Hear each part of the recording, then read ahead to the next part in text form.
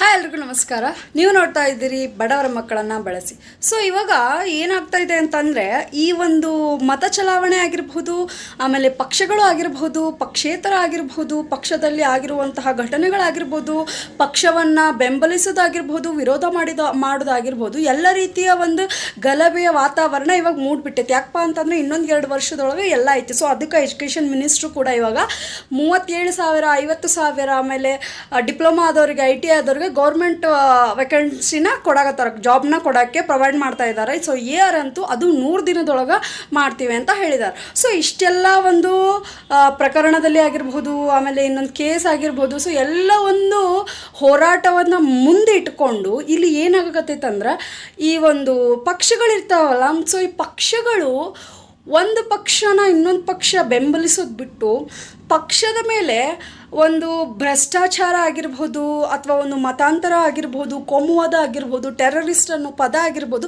So ಎಲ್ಲ ರೀತಿ ಬಳಸಕತ್ತಾರೆ ಇಲ್ಲಿ. ಬಟ್ ಆ್ಯಕ್ಚುಲಾಗಿ ಹೇಳ್ಬೇಕಂತಂದ್ರೆ ಈ ಒಂದು ಪಕ್ಷ ಐತಿ, ಯಾವುದಪ್ಪ ಅಂದರೆ ಕಾಕ್ರೋಚ್ ಪಕ್ಷ ಅಂತ ಹೇಳಿ. ಸೊ ನಿಮಗೆ ನಾ ಇದಕ್ಕಿಂತ ಬಿಫೋರ್ ಹೇಳಿದ್ದೆ.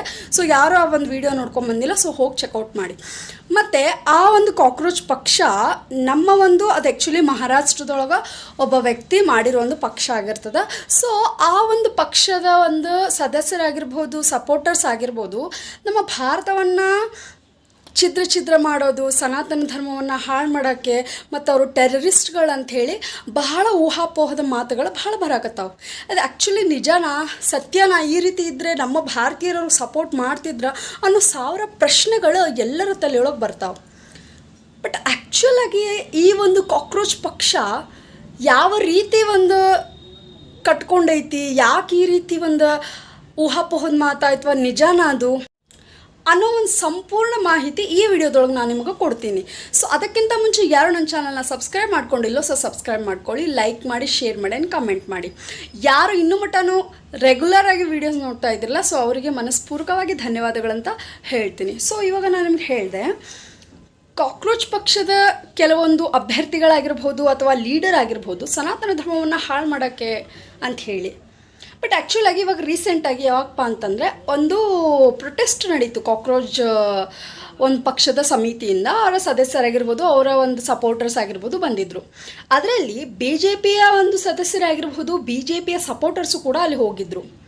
ಸೊ ಆ ಒಂದು ಪ್ರೊಟೆಸ್ಟ್ ನಡೆಯೋ ಒಂದು ಸಂದರ್ಭದೊಳಗೆ BJP ಒಬ್ಬ ಸದಸ್ಯ ಅಂತಂದರೆ BJPಯನ್ನು ಸಪೋರ್ಟ್ ಮಾಡೋ ಒಬ್ಬ ವ್ಯಕ್ತಿ ಬರ್ತಾನೆ. ಆತನ ಹೆಸರು ಏನಪ್ಪ ಅಂತಂದರೆ ಅಭಿಜಿತ್ ಮಿತ್ರ ಅನ್ನೋಂಥ ಒಬ್ಬ ವ್ಯಕ್ತಿಯ ಮುಖಾಂತರ ಅವ ಬಂದು ಹೇಳ್ತಾನೆ. ಸೊ ಆ ವಿಡಿಯೋನ ಪ್ಲೇ ಮಾಡೋಕ್ಕಾಗಂಗಿಲ್ಲ, ಜಸ್ಟ್ ಅವ್ನು ಫೋಟೋ ತೋರಿಸ್ತಾನೆ. ಅವನೇನು ಹೇಳ್ತಾನಪ್ಪ ಅಂತಂದ್ರೆ, ಈ ಕಾಕ್ರೋಚ್ ಪಕ್ಷ ಹುಟ್ಟಿರೋದೇ ಭಾರತವನ್ನು ತುಂಡು ಮಾಡೋಕ್ಕೆ, ಅಂದರೆ ಬೇರ್ಪಡಿಸೋಕ್ಕೆ, ಸನಾತನ ಧರ್ಮ ಆಗಿರ್ಬೋದು, ಭಾರತೀಯರನ್ನಾಗಿರ್ಬೋದು, ಅವರನ್ನು ಇಲ್ಲಿ ಇರೋಕ್ಕೆ ಆಗಂಗಿಲ್ಲ, ಇಲ್ಲಿ ಇರೋಕ್ಕೆ ಬಿಡಂಗಿಲ್ಲ. ಸೊ ನಮ್ಮ ಪಕ್ಷ ಬಂದರೆ ಅಂಥೇಳಿ ಹೇಳ್ತಾನೆ. ಆ್ಯಕ್ಚುಲಿ ಆ ಒಂದು ಕಾಕ್ರೋಚ್ ಸದಸ್ಯ ಆಗಿರಲ್ಲ, ಅವನು BJP ಒಬ್ಬ ಮುಖಂಡ ಈ ವ್ಯಕ್ತಿಯನ್ನು ಮೊಹರ ಆಗಿ, ಅಂದರೆ ಒಂದು ಬಾಣವಾಗಿ ಬಳಸಿರ್ತಾನೆ. ಅವ ಟ್ವಿಟರ್ ಒಳಗೂ ಶೇರ್ ಮಾಡ್ಕೊಂಡಿರ್ತಾನೆ, ಇವ ನನ್ನ ಒಂದು ಹುಡುಗ ಅದಾನ, ಇವಂಗೆ ಹೇಳಕ್ಕೆ ಕಳಿಸಿದ್ದ ನಾನು ಅಂತೇಳಿ ಹೇಳ್ತಾನೆ. ಇದಾದ್ಮೇಲೆ ಈ ಒಂದು ವಿಷಯ ತುಂಬ ಹೇಳ್ತಾನೆ. ಇವಾಗ ನೋಡ್ರಿ, ಯಾರಾದರೂ ಮೀಡಿಯಾ ಮುಂದೆ ಬಂದು ನಾನು ಈ ಒಂದು ದೇಶನ ಹಾಳು ಮಾಡ್ತೀನಿ, ಈ ಒಂದು ದೇಶನ ನಾನು ತುಂಡಾಗಿ ತುಂಡರಿಸ್ತೀನಿ, ದೇಶಕ್ಕೆ ನಾನು ಭ್ರಷ್ಟಾಚಾರ, ಕೋಮುವಾದ, ಆಮೇಲೆ ಟೆರರಿಸ್ಟ್ ಅಟ್ಯಾಕ್ ಮಾಡ್ತೀನಿ ಅಂತೇಳಿ ಯಾರು ಕೂಡ ಧೈರ್ಯದಿಂದ ಹೇಳಂಗಿಲ್ಲ. ಯಾಕಂತಂದ್ರೆ ಗೊತ್ತಾಗ್ತದೆ ಈ ಥರ ಮಾತಾಡಿದಾಗ ಇಂಪ್ಯಾಕ್ಟ್ ಏನಾಗ್ತದೆ, ನಮ್ಮ ಮೇಲೆ ಬೀಳ್ತೈತೆ ಅಂಥೇಳಿ. ಸೊ ಅಷ್ಟು ಧೈರ್ಯವಾಗಿ ಇವನು ಭಾರತವನ್ನು ತುಂಡು ಮಾಡ್ತೀನಿ ಅಂತೇಳಿ ಹೇಳಕತ್ತನಪ್ಪ ಅಂತಂದ್ರೆ, ಇಟ್ಸ್ ಸೀರಿಯಸ್ಲಿ ಇದು ಕಾಕ್ರೋಚ್ ಅವರೇ ಮಾಡಿರೋಂಥ ಅನಿಸುತ್ತಾ. ನೋಡ್ರಿ ಸತ್ಯತೆಗಳನ್ನು ನೋಡದೆ ಕೇಳದೆ, ಅದು ಏನು ಅಂಥೇಳಿ ತಿಳ್ಕೊಳ್ಳದೆ, ನಾವು ಕೇವಲ ಗಾಳಿ ಮಾತನ್ನು ಕೇಳಿಬಿಟ್ಟು ಕೆಲವೊಂದು ವ್ಯಕ್ತಿಗಳ ಹೆಸರು ಹಾಳು ಮಾಡಿರೋ ಆಗಿರ್ಬೋದು, ಪಕ್ಷಗಳ ಹೆಸರು ಹಾಳು ಮಾಡಿರ್ಬೋದು. ನಾನಿವಾಗ ಕಾಕ್ರೋಚ್ ಪಕ್ಷನ ಸಪೋರ್ಟ್ ಮಾಡಿ ಮಾತಾಡ್ತಾ ಇಲ್ಲ, ಸತ್ಯನ ಹೇಳ್ತಾ ಇದ್ದೀನಿ. ಒಬ್ಬ ವ್ಯಕ್ತಿ ಈ ರೀತಿ ಹೇಳ್ತಿದ್ದಾನೆ ಅಂದ ತಕ್ಷಣ ಕಾಕ್ರೋಚ್ ಪಕ್ಷನೇ ಪೂರ್ತಿಯಾಗಿ ಒಂದು ಕೆಳಮಟ್ಟಕ್ಕೈತೆ, ಅದು ಭಾರತವನ್ನು ನಾಶ ಮಾಡೋಕ್ಕೆ ಬರತೈತೆ ಅನ್ನೋದು ಭಾಳ ತಪ್ಪಾಗ್ತದೆ. ಯಾಕಂತಂದ್ರೆ ಕೆಲವೊಂದು ಅದು ಹೇಳ್ತಾರಲ್ಲ, ಕಣ್ಣಿಗೆ ಕಾಣೋ ತನಕ ಯಾವುದೂ ಕೂಡ ನಾವು ಒಪ್ಕೊಳ್ಳೋಕ್ಕಾಗಲ್ಲ. ಇವಾಗ ಹೇಳಿದೆ ನಾನು, BJP ಒಬ್ಬ ಸದಸ್ಯ ಆ ಒಂದು ವ್ಯಕ್ತಿಯ ಮುಖಾಂತರ ಕಳಿಸಿರ್ತಾನೆ. ಅಂದರೆ ಆ ಒಂದು ಈ ಪ್ರೊಟೆಸ್ಟ್ ನಡೀತಾ ಇತ್ತಲ್ಲ, ಕಾಕ್ರೋಚ್ ಅವರು ಏನೇನು ಸವಲತ್ತುಗಳನ್ನು ಕೊಡ್ತೀವಿ, ಏನೇನು ಮಾಡ್ತೀವಿ ಯುವಕರ ಸಲುವಾಗಿ ಅಂತೇಳಿ, ಸೊ ಅದನ್ನು ಹಾಳು ಮಾಡೋಕ್ಕಂತಲೇ ಇಂಥ ವ್ಯಕ್ತಿಗಳು ಬಂದಿದ್ದಾರೆ. ಸೊ ಸದಸ್ಯ ಅಂತ ಹೇಳ್ಕೊಂಡು ಅಡ್ಡಾಡ್ತಾರೆ. ಅದಾದಮೇಲೆ ಈ ಕಾಕ್ರೋಚ್ ಅವರು ಏನು ಮಾಡ್ತಾರೋ, ಈ ಒಬ್ಬ ವ್ಯಕ್ತಿ ಈ ರೀತಿ ಮಾತಾಡೋನಲ್ಲ, ಯಾರಂತ ಅಂತ ಹೇಳಿ ನೋಡಿದಾಗ ಆವಾಗ ಅಭಿಜಿತ್ ಮಿತ್ರ ಅನ್ನೋರ್ದು ಒಬ್ಬ ನಾಯಕ ಆಗಿರ್ತಾನವ, ಆ ಒಬ್ಬ ಸದಸ್ಯ ಆಗಿರ್ತಾನವ ಆ BJP. ಸೊ ಅದು BJPಯ ಒಂದು ಪಕ್ಷಕ್ಕೆ ಬಂದಿರ್ತದೆ. ಸೊ BJP ಈಗ ಮುಖ್ಯವಾಗಿ ಮೇನ್ ಡಿಪಾರ್ಟ್ಮೆಂಟ್ ಇರ್ತಾರಲ್ಲ ಆ ಹೆಡ್ ಮಾಡ್ಯಾರ ಅಂತ ಹೇಳಕ್ಕೆ ಬರಲ್ಲ. ಯಾಕಂತಂದರೆ ಇವಾಗ BJP ಒಳಗೆ ಎಷ್ಟೊಂದು ಸದಸ್ಯರಿದ್ದಾರೆ, ಏನೋ ಅಲ್ಲ, ಅವ್ರಿಗೂ ಕೂಡ ಒಂದು ಜಲಸನ ಫೀಲ್ ಆಗ್ತಿರ್ತದಲ್ಲ, ನಮ್ಗಿಂತ ಎಲ್ಲಿ ಮುಂದೆ ಹೋಗ್ತಾರೆ ಇವರು, ಅಂದರೆ ಇವಾಗ ಕಟ್ಕೊಂಡಿರೋದಲ್ಲ. ಸೊ ಇವ್ರು ಯಾಕೆ ಇವ್ರಿಗೆ ನಾವು ಈ ಒಂದು ಎಲೆಕ್ಷನ್ ಆಗಿರ್ಬೋದು, ರಾಜಕೀಯ ಆಗಿರ್ಬೋದು, ಇವ್ರ ಕೈಗೆ ಯಾಕೆ ಕೊಡಬೇಕು ಅನ್ನೋ ಒಂದು ನಿಟ್ಟಿನೊಳಗೆ ಈ ರೀತಿ ಒಂದು ಮಾಡಿದ್ದಾರೆ. ಬಟ್ ಯುವ ಜನತೆಗೆ ಒಂದು ಈಗಿನ ಯುವ ಪೀಳಿಗೆಗೆ ಏನೇನು ಸವಲತ್ತುಗಳನ್ನು ಕೊಡಬೇಕು ಅನ್ನೋ ಒಂದು ನಿಟ್ಟಿನೊಳಗೆ ಈ ಕಾಕ್ರೋಚ್ ಅನ್ನೋ ಪಕ್ಷ ನಿಜವಾಗ್ಲೂ ಹುಟ್ಕೊಂಡೈತಿ. ಇದು ನಿಜವಾಗ್ಲೂ ನೋಡಾಕತ್ರ ಭಾಳ ಚಲೋ ಅನಿಸುತ್ತೆ. ಎಲ್ಲರೂ ಹೇಳ್ತಾರೆ ಇವರು ಟೆರ್ರಿಸ್ಟನ್ನ ಹುಟ್ಟಿಸ್ತಾರೆ, ಭಾರತವನ್ನು ನಾಶ ಮಾಡ್ತಾರೆ. ಬಟ್ ಅದು ಯಾವುದೂ ಅಲ್ಲ ರೀ. ಯಾಕಂತಂದ್ರೆ ಟೆರ್ರಿಸ್ಟ್ ಅಂತಿದ್ರಿ ಇವಾಗ ನೋಡ್ರಿ, ಯಾರ್ದು ಉಪೇಂದ್ರ ಅವ್ರದ್ದು ಒಂದು ಪಕ್ಷ ಬಂತು ಪ್ರಜಾಕೀಯ ಅಂಥೇಳಿ, ಅಲ್ಲಿ ಕೂಡ ಯಾರೂ ಕೂಡ ಮುಂದೆ ಬರಲಿಲ್ಲ. ಅದೇ ಈ ಕಾಕ್ರೋಚ್ ಪಕ್ಷ ಇಷ್ಟೊಂದು ಯಾಕಪ್ಪ ಸೀರಿಯಸ್ ಆಯಿತು, ಇಷ್ಟೊಂದು ಯಾಕೆ ಆಯ್ತಂದ್ರೆ ಮಹಾರಾಷ್ಟ್ರದೊಳಗೆ ಯುವಕರ ಒಂದು ಬೆಂಬಲದಿಂದ, ಆ ಬೆಂಬಲ ನಮ್ಮ ಒಂದು ರಾಜ್ಯದೊಳಗೆ ಸಿಕ್ಕಿದ್ರೆ, ಆ ಬೆಂಬಲ ನಮ್ಮ ಒಂದು ಕರ್ನಾಟಕಕ್ಕೆ ಸಿಕ್ಕಿತ್ತಂದ್ರೆ ಪ್ರಜಾಕೀಯ ಪಕ್ಷ ಯಾವತ್ತೋ ಇಲ್ಲಿ ತಳಹದಿಯಾಗಿ ಕೂರ್ತಿತ್ತು. ಆದರೆ ಯಾವುದಕ್ಕೂ ಕೂಡ ಮುಂದೆ ಬರೆದ ಜನ ನೋಡಿ ಕಲಿಬೇಕು. ಮಹಾರಾಷ್ಟ್ರದ ರಾಜ್ಯದೊಳಗೆ ಬರೀ ಕಾಕ್ರೋಚ್ ಅನ್ನೋ ಹೆಸರು ಬರೀ ರಾತ್ರಿ ಮಿಲಿಯನ್ ಗಟ್ಟಲೆ ಸಬ್ಸ್ಕ್ರೈಬರ್ಸು ಫಾಲೋವರ್ಸು ಬಂದೈತಂತಂದ್ರೆ ಅದು ಕೇವಲ ಒಂದು ನೋಡೋಕ್ಕೆ ಅಥವಾ ಕಣ್ಣಿಗೆ ಕಾಣಕ್ಕೆ ಅಂತಲ್ಲ, ಕಾರ್ಯವನ್ನು ಮಾಡಿದಾರ, ಕಾರ್ಯವನ್ನು ಪಳಗಿಸಿದಾರೆ. ಅಂದರೆ ಇವಾಗ ಮೇಲಿರೋ ಅಧಿಕಾರಿಗಳು ಈ ಒಂದು ದುಡ್ಡು ಕೊಡದೆ ಆಗಿರೋ ಪರ್ಸನ್ಸ್ ಆಗಿರ್ಬೋದು, ಯುವಕರ ಆಗಿರ್ಬೋದು, ಇವಾಗ ನೋಡ್ರಿ ಒಂದೂರಿಂದ ಬಿಟ್ಟು ಇನ್ನೊಂದೂರಿಗೆ ಬಂದಿರ್ತಾರೆ ಕಲಿಯೋಕ್ಕೆ ಓದಕ್ಕಂತ ಹೇಳಿ.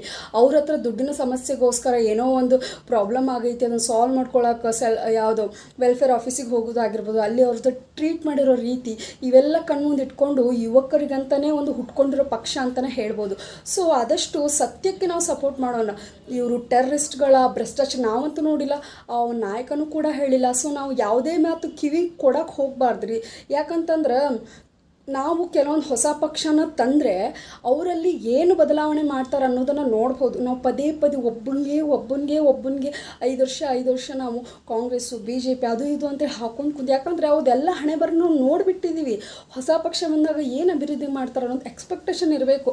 ಹಳೇದೇ ಒಬ್ಬ ವ್ಯಕ್ತಿನ ತರಬೇಕು, ಸಿದ್ದರಾಮಯ್ಯ ಆಮೇಲೆ DKC ಅವರಿಗೆ, ಈ ಥರ ಎಲ್ಲ ಒಬ್ಬರಿಗೆ ತರೋದಲ್ಲ. ಪಕ್ಷ ಅಂತಂದರೆ ವಿಧವಾಗಿರಬೇಕಂದ್ರೆ ಅಭಿವೃದ್ಧಿಗೋಸ್ಕರ, ಅಂದರೆ ತಮ್ಮ ಒಂದು ಸ್ವಾರ್ಥಕ್ಕೋಸ್ಕರ ಇರೋಕ್ಕಿಂತ ಜನಕ್ಕೋಸ್ಕರ ಇರುವಂಥ ಪಕ್ಷನ ಹೇಳ್ತಾ ಇದ್ದಾರೆ. ಈಗ ನೋಡಿರಿ ಉಪೇಂದ್ರ ಅವ್ರನ್ನ ತರೋಣ ಈ ಸಲ ಏನಾಗ್ತದೆ ನೋಡೋಣ.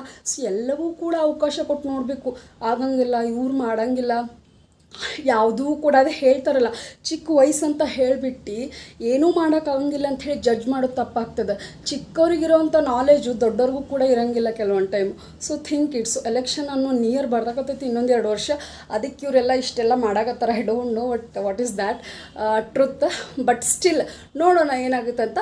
ಆದಷ್ಟು ನಮ್ಮ ದೇಶದ ಅಭಿವೃದ್ಧಿ ಆಗಲಿ ಅಷ್ಟೇ ನಮಗೆ ಬೇಕಾಗಿರೋದು, ಮತ್ತೇನೂ ಇಲ್ಲ. ಪಕ್ಷ ಯಾವುದೇ ಬರಲಿ, ಅಭಿವೃದ್ಧಿ ಏಳಿಗೆ ಅತ್ತ ಸಾಗಲಿ ನಮ್ಮ ದೇಶ ಮತ್ತು ನಮ್ಮ ರಾಜ್ಯ. Thank you so much everyone.